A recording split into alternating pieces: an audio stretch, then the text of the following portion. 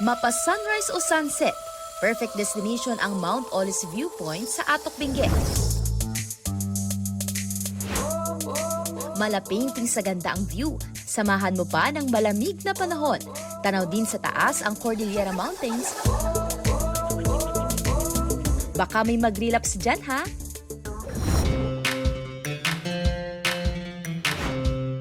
Tara naman at maki-nature trip sa Claveria, Cagayan. Relaxing ang view ng Babuyan Channel at Luzon Strait mula sa Bantay, Calbo. Yan ang tinawag dyan dahil sa itsura nitong bald hill. Lakas maka-soul searching ng atake ng pamamasyal dahil sa simoy ng hangin at peaceful vibes. Sa gitna ng pagtitrek, mayroon ding madaraan ng falls o talon. Nakamamangha rin ang view deck sa San Jose, Tarlac. Ang Baag View Deck, swak para sa solo o group traveler. Makukuha kasi ang atensyon mo sa napakalawak na landscape at scenic view ng lugar. Makulay na pasyalan naman ang makikita sa Gapa Nueva Ecija. Bida sa isang farm ang kanilang makukulay at namumukadkad na bougainvillea. Pwede ring mag-picnic dyan kasama ang family and friends.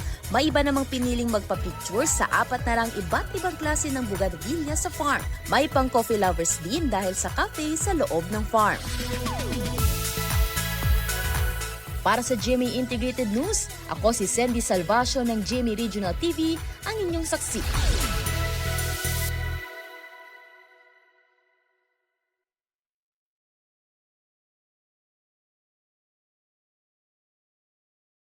Mga kapuso, maging una sa saksi.